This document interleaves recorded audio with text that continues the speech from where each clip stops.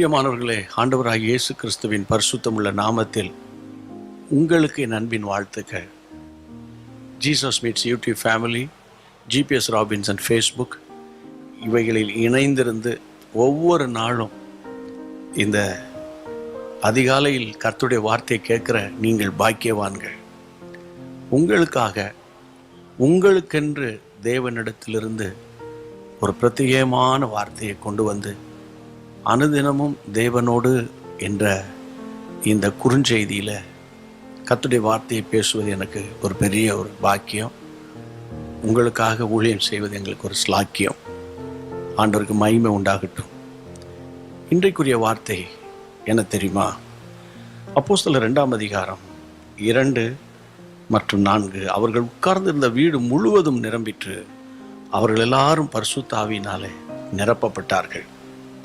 அப்போஸ்தலர் 2ஆம் அதிகாரம் முதல் 2 வசனங்களிலே அவர்கள் எல்லாரும் ஒருமனப்பட்டு ஓரிடத்துக்கு வந்திருந்தார்கள். அப்பொழுது பலத்த காற்றடிக்கிற முழக்கம் போல வானத்திலிருந்து சடுதியாய் ஒரு முழக்கம் உண்டாகி அவர்கள் உட்கார்ந்திருந்த வீடு முழுவதும் நிரப்பிற்று. பிரியமானவர்களே, பரிசுத்தாவின் அபிஷேகத்தில் நிரம்பி ஜெபிக்கிற ஜெபம் எப்போதுமே ஒரு வித்தியாசமான ஒரு தாக்கத்தை, வித்தியாசமான ஒரு ஆசீர்வாதத்தை கொண்டு வருகிறது. நீங்க பரிசுத்தாவின் அபிஷேகத்துக்குள்ள நிரப்பப்பட்டு நீங்க ஜெபிக்கும் போது பாருங்க, உங்க ஜெபம் உங்களுக்கு மட்டுமல்ல, உங்கள் வீட்டாருக்கே ஒரு ஆசீர்வாதத்தை கொண்டு வருகிறது. உங்கள் வீட்டாருக்குள்ளே ஒரு பெரிய எழுப்புதலை கொண்டு வருகிறது. அதுதான் அங்க வசனம் சொல்லுகிறது. அவர்கள் எல்லாரும் ஒருமனப்பட்டு ஓரிடத்துக்கு வந்தார்கள். இந்த அனுபவத்தை நீங்களும் பெற்றுக்கொள்ளணும் என்பதுதான் ஆண்டவர் விரும்புகிற காரியம். இது எப்படி?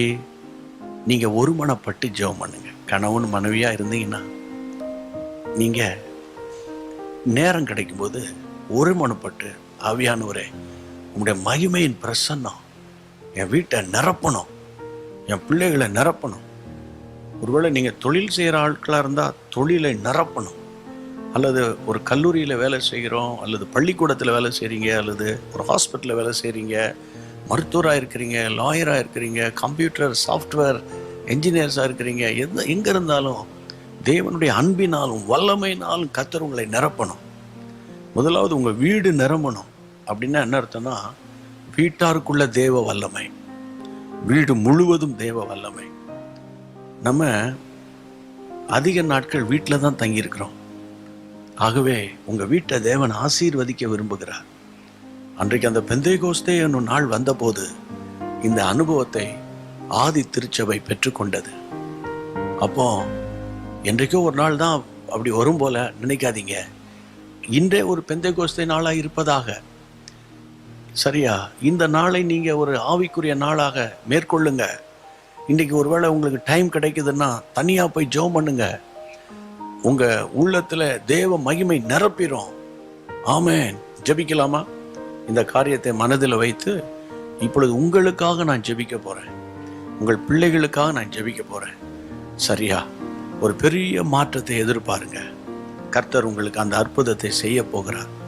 இணைந்து அப்படியே கரங்களை உயர்த்தி ஜெபம் பண்ணுவோம். நல்ல பிதாவே, ஆண்டவராகிய இயேசு கிறிஸ்துவின் நாமத்தினால ஆண்டவரே, அவர்கள் எல்லாரும் ஒருமனப்பட்டு ஓரிடத்துக்கு கூடி வந்தபோது ஒரு பலத்த காற்றடிக்கிற முழக்கம் உண்டாகி ஆண்டவர் அவர் வீடு முழுவதும் அந்த அபிஷேகம் நிரம்பிட்டு, உட்கார்ந்திருந்த வீடு முழுவதும் நிரப்பிட்டு, அவர்கள் எல்லாரும் பரிசுத்த ஆவியினால நிரப்பப்பட்டது போல உங்களுடைய பிள்ளைகளை நிரப்புங்கப்பா.